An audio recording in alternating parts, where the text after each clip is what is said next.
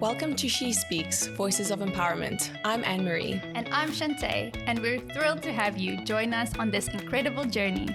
In each episode, we'll explore the inspiring world of women's stories through candid conversations with remarkable women from various industries. From life advice and personal growth to navigating careers and breaking barriers, our guests will share their journeys, insights, and the valuable lessons they've learned along the way.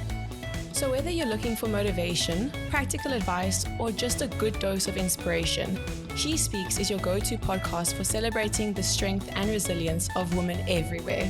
So prepare to be inspired and empowered as we uncover the power of sharing our stories. Let's start speaking!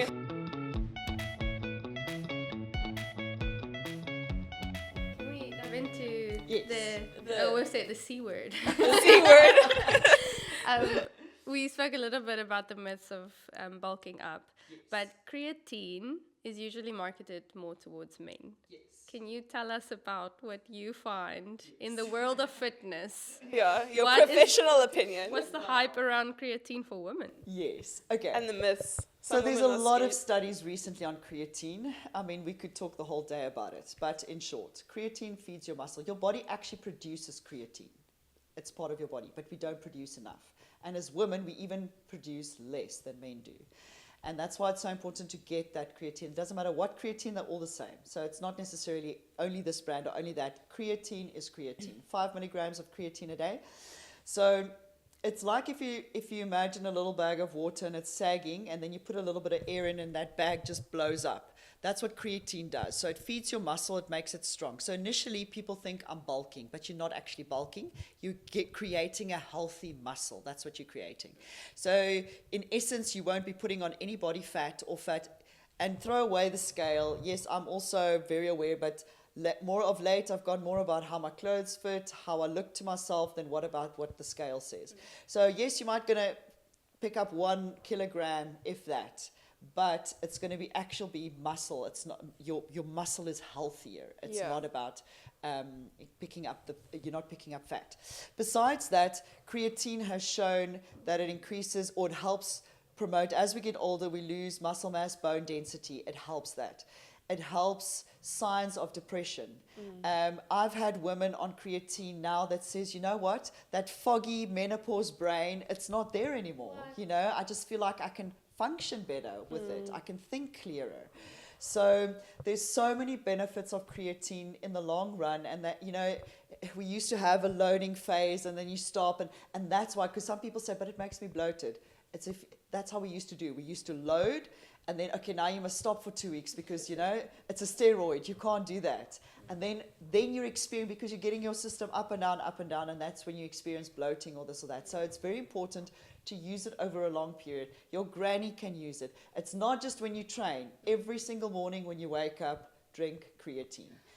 So wait. I also want to before you. What annoys me, I think, is with that bulking phase, because it's like, you know, take like 20 milligrams and like bulk, and I think, correct me if I'm wrong, that was based off of males' bodies and how men respond, but that's not how we as women respond. So it's much better for us to start off with like a 1.5 milligram and like slowly increase dosage once you reach a 5 milligram, because personally that's how I've done it, and I didn't experience any bloating. I don't even really experience water retention. Maybe I'm just maybe my water just retains. It's not water retention. No, it's a muscle being healthier. Yeah, so I didn't experience any of the negatives by doing a really slow introduction. Yeah. And also, I was telling Shantae just before we started the conversation, my cycle has been, like, the symptoms regarding my PMS symptoms, actually, exactly. It's so much better. I've got it here in my notes, yes. So I literally, I just went through a cycle now where I was just, what is this even? This is great. So I can definitely speak to that. Periods, menopause, perimenopause. There's a lot of studies now with perimenopause. I've had women that's been struggling they're in menopause and they're runners, and out of the blue, one of my clients said to me yesterday, I've never run a 5:20 K. I've never run that fast, never. I've got another client who became a friend and also now helps me with my admin and accounts and things. And she lost 40 kilograms. She was a very obese lady. Anyway, she started running and she recently started using creatine and she improved her half marathon time with 7 minutes. Oh, wow. So you just feel so much stronger. You feel better. It's a mood lifter. And I haven't tried doing the gradual dosage. I've just gone in on the 5 milligrams and everyone is, everyone is cool with it. But from which age? Like, I for a woman? I'm always extra cautious when it gets to kids. I'm actually in the process of listening to a podcast that say kids can use it as well. I don't think I would necessarily have my 10-year-old daughter use it. But from 13, a lot of things are safe, especially with girls. From 13, Yeah, like a high school kind of kid. Your body's developed. But 90%. if we're being really safe, in your 20s already. Yeah. I would say 16. 16 18. is a good age. Yeah. Definitely. Actually, it should be part of your vitamins and They're supplements. saying, I mean, as I say, I'm listening to this podcast and I'll send the link on to that you guys can add it. But where they're actually saying even for kids can use it as well. Mental clarity. So, yeah. That's always new studies. There's always new evolving, and this is great stuff for us, and I'm seeing the benefits of it. And there's also a lot of more research going into women specific, because a lot of the research that is done over here is men. You know? And there's a Dr. Stacey Sims that does a lot of women research. I'm not a feminist, but I am of the stance that, yes, we have different bodies, and we need to listen to our body, and we need to, but I can do it too. Just to get into, for example, I know we chatted about it before, this 500 kilometers that I've cycled. It's a charity event and I became the first woman to do it. But it in wasn't under like 24 hours. Yes, in 24 hours. Yeah. I didn't want to prove something. I didn't feel like, oh, I'm a woman, I must prove something. But doing it, I didn't want to be treated differently. I didn't want to, because I was the only lady doing it. Yeah, just because I'm a woman, like, just treat me like like an athlete. Like, Yes, my body's different. And yes, in science and medicine and studies, we have to listen to our bodies. We have to listen to our cycle. You can perform better at certain areas of your cycle. I've got a But friend using it to your advantage. Yes. I've got a friend that's very much into that and how you eat according to your cycle. Yes. And she's like, no. We have to speak to this D4D because they have to have it, the event, because the event is this year again. They have to run it at the right time of your cycle. Everyone said everybody needs to align their change cycle. the date so that it fits your cycle. Yeah. So I'm like, no. You know, and for me, it's like, I love challenges. I love mental challenges. I love emotional challenges. And for me, that was just a challenge. I was actually going through a very difficult time in my personal life. And I've always channeled my sport life into helping me overcome mental and emotional challenges. And I feel like if you can be disciplined, if you can discipline your body, you can discipline your mind, your spirit, your soul, you can really focus. And when it helps each other. So when I went through a difficult time, I decided, okay, let me sign up for this event and I can focus and I can really overcome this. Overcoming the physical challenge helped me indirectly overcome my emotional and personal problems that I was going through. So it's really good to challenge the physical into that. You know, so yes, listen to your body. I always say to women, because in menopause, a lot of women can use menopause as an excuse. Oh, but I'm in menopause, I'm never going to have a flat stomach. Or no, I'm going through menopause, my arms are always going to be flabby. And I'm like, you know what? Yes. But are you going to use it as an excuse? Yes, you're in menopause, but are you going to allow your circumstances to get the better of you? So listen to your body. And yes, if you need to cry and eat a chocolate, do it. Sure, like no fine. one's saying don't eat a chocolate, but just go for it. I think we're at the age now where everyone's having babies, so everyone's also like, oh, but no, you don't know what it feels like to carry around like 5 kgs the whole time, or like my back is so sore from carrying. And I'm like, okay, but then just do some strength training and I'm sure your back won't be as sore. And they're like, yeah, but you don't have kids. I'm like, yes, I don't have kids, so just like just I don't know. But you know, so many people, I mean, think about Melissa or even Suzette, like you look what if you you're did, you had 3 kids. If you're strong, it won't be so taxing on your body carrying around that weight. Or you'll know how to do it correctly. I think as human beings, we kind of always want sympathy. Yeah. Or we can, tend to want sympathy. Yeah. So we use excuses to get sympathy from other people, but it's actually our own insecurities. And once we realize, this is my problem, this is my insecurity, and that's where I've channeled it to overcome those insecurities. People always say, I've had a cesarean, I'll never have a flat stomach. And I thought, what? Why can... Yes, they cut through your stomach muscles, but it heals. So I've had 3 seasons and I've got a flat stomach. So, if you want an excuse, you will find an excuse. If you want to have a reason why not to do something, you will find a reason not to do something. And you can't change people's mind. Do you have these type of conversations with your clients at your gym? I'm very honest. I kind of feel, as I say, I built that bridge, and then if you can't take it, then go. There's no judgment. Yeah. No judgment at all. I've had people leave, not because of what I've said that offended them, but just because they felt like this is maybe not my crowd. Because we social a lot. I say sometimes the therapy is more important than the exercise itself. Yeah. Yes, 85% of the time we focus on exercise, but there's so much social going on, and we actually helping each other's hearts, minds, souls as well. Yeah. And that's also part of the gym. Yeah. I think we're going to go into the sauna and cold Oh, plunging. yes. So Yes. I don't know a lot about it. I've just heard that it's good for you to go do cold plunging. I don't know.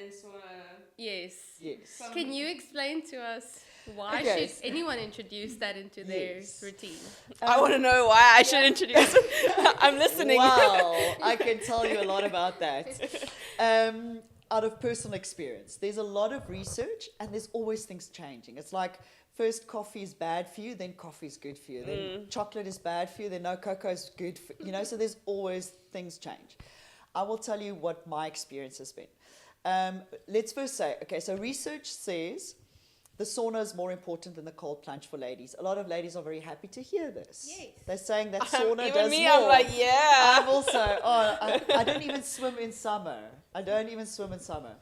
So when I was going through this hard patch in my life, and I decided to enter this 500 kilometers in 24 hours charity event, I stumbled upon Wim Hof's breathing methods and his cold plunging, and he started this whole cold plunge thing.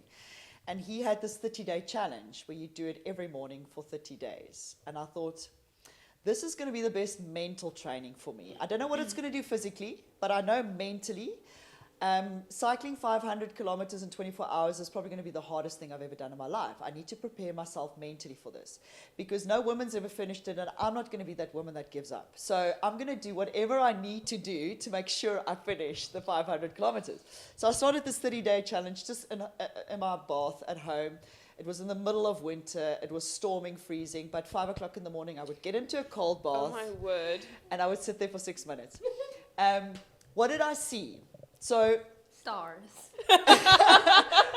well, yes, my heart rate did drop to 45 beats a minute at Sure. stage, but that was through breathing and everything. So they do say it's not good to do it alone, because if you do go into... But If you my pass bath is not out. that deep. My bath's not that deep, because you can pass out. and go. Suzette, No, were you alone? I was alone. But Girl.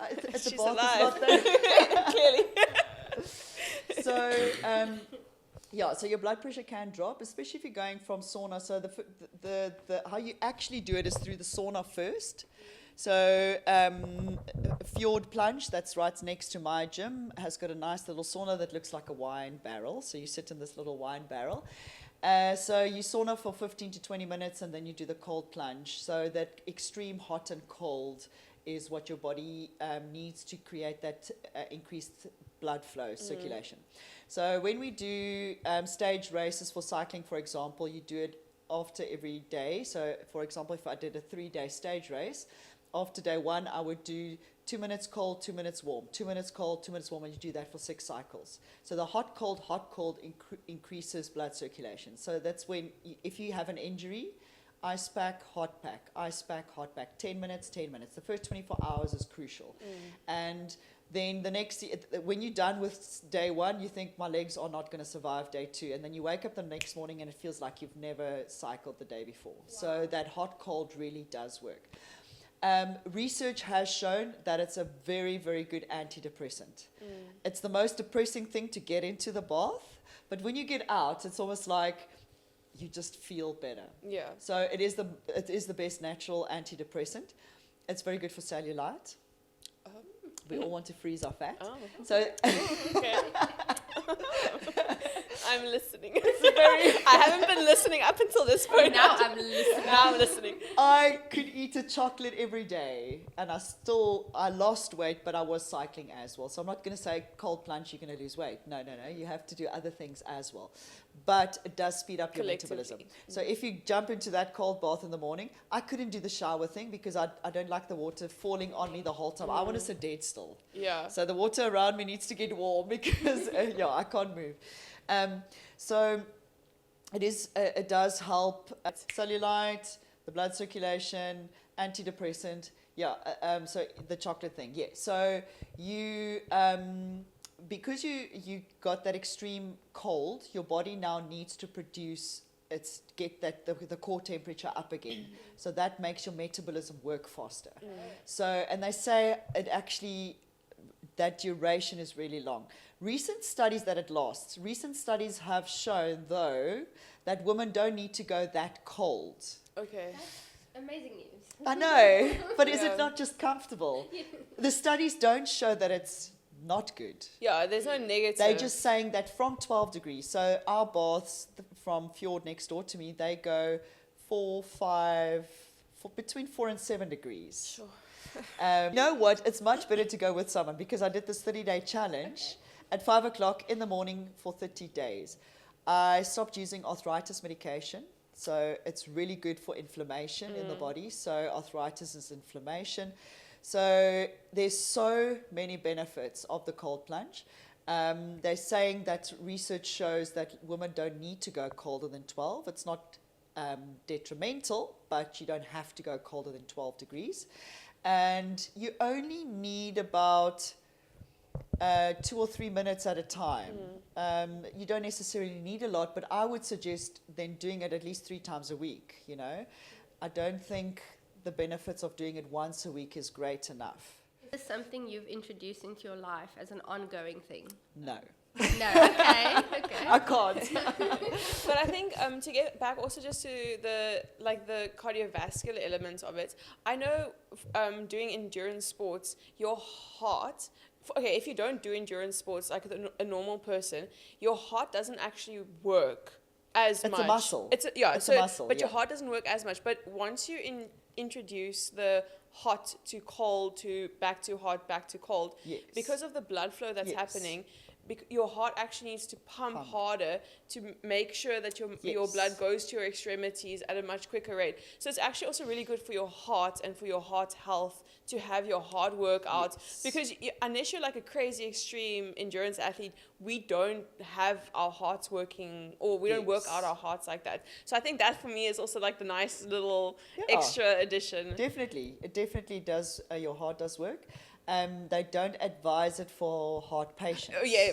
So if you're healthy, yeah. as long as you're healthy, Consult your it's doctor. good. Consult your doctor before you do anything. Yes, because you might, but it definitely does do that. It's the blood flow. Your heart has to pump harder. Would you say that, because this is not an every week thing for you, is it in preparation for something that people do it, or when should people consider?